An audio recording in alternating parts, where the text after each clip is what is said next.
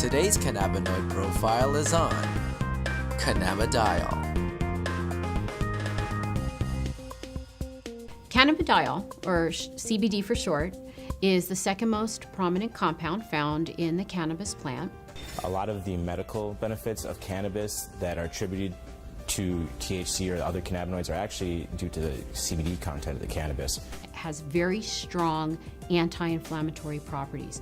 And not only does it help suppress inflammation, but there was a study that showed that it also helps the body to not make the chemical that causes inflammation. So it actually has somewhat of a preventive role. Cannabidiol has also been found to have anticonvulsant properties in that it can reduce the seizure threshold for a number of patients. I've had my own patients who have said that once they started using CBD-rich strains, they have found that they have had less episodes of their seizures. CBD is synthesized in the plant through the same pathways as THC, CBC. It starts out as geranyl pyrophosphate and alpha-tolic acid. Those two compounds join together through an enzyme-catalyzed reaction. Cannabigerolic acid, CBGA, is the starting material for CBDA, THCA, and CBCA. So CBDA synthase, if it's found in large enough amounts, will take this cannabigerolic acid and make it into cannabidiol carboxylic acid, which is CBDA. CBDA is CBD with a carboxylic acid attached to it. Now, with heat or through time, this carboxylic acid will naturally release from the compound as it is very unstable and become CBD. This process right here, where we lose this carboxylic acid, happens at about 80 degrees Celsius. A number of studies were done where they actually gave patients an overdose of THC to see what would happen when they then added CBD. And CBD completely turned around the negative effects of an overdose of THC without changing the levels of THC in the blood. So that means that CBD exerts its own medicinal, just doesn't reverse THC, it actually has its own medicinal properties. CBD has been found to cause cancer cells to what we call commit suicide while preserving the normal cells.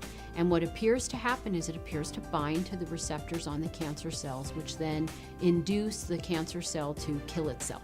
Cannabidiol has also been found to be what we call biphasic in terms of sleep. So at low doses, it's what we call alerting. It kind of keeps you awake. At higher doses, it can be very sedating and cause you to sleep. But what's nice about that is you can control whether or not you are alert or you're feeling tired. When I started testing cannabis about 2 or 3 years ago, we saw virtually no high CBD plants. Almost every plant we tested was high in THC, anywhere from 10% to 20% THC, with some outliers on either end. Some plants would have maybe 1% CBD at the max, 1.5% CBD at the max. Now that we've been testing for a while, we see anywhere from 8 to 15% CBD and maybe 5 or 6% THC in these strains. Some strains we get a 50-50 ratio. It can happen in all different ratios, but what it is it's a recessive gene in plants.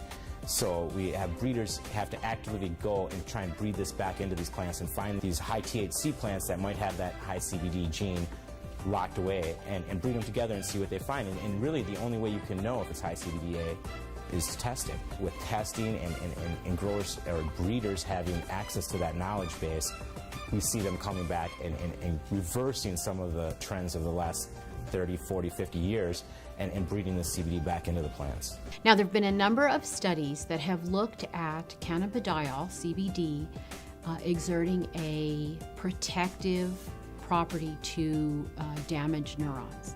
And it appears that in the studies, CBD protects the nerves by inhibiting the process by which nerves are damaged. CBD has also been shown to protect against brain injury. When patients or lab animals have had a brain injury, CBD appears to protect the brain from damage that occurred to the nerve cells. The studies have shown that it can actually fight MRSA, which is methicillin-resistant Staph aureus, a notorious bug that is resistant to a number of antibiotics. A topical application of cannabis was able to fight the infection and the MRSA was eradicated from that infection site. SC Labs tests for CBD with a high-performance liquid chromatograph, also known as an HPLC. There's two different ways you can test for cannabinoids. It's either with an HPLC or with a GC. If you hear of someone testing with other methods, it's probably not a scientifically validated method. But the problem with the GC is that the GC uses heat to test for these cannabinoids. And as I said earlier, all the acidic cannabinoids are very sensitive to heat. So the GC can give you no information about the acidic cannabinoids. It can only tell you about the non-acidic cannabinoids. The heat is decomposing these compounds. It's definitely decarboxylating all of them. And you're trying to measure it as these compounds are in a state of flux. And that's just, it's kind of fuzzy. So we use the HPLC because it keeps the cannabinoids in their natural state. They're in their liquid state. There's no alteration. There's no heat or anything like that happening. And so we get a much more accurate and a much more realistic picture of what's actually in the sample that we're testing. One of the important things for people to understand about cannabidiol is it is not psychoactive. That means it does not change your mood, your mentation, the way that THC has psychoactive properties and can actually cause what we call the high. CBD does not do that. For patients who are not interested in the THC effect but are interested in the CBD effect, this is a terrific choice for them to have.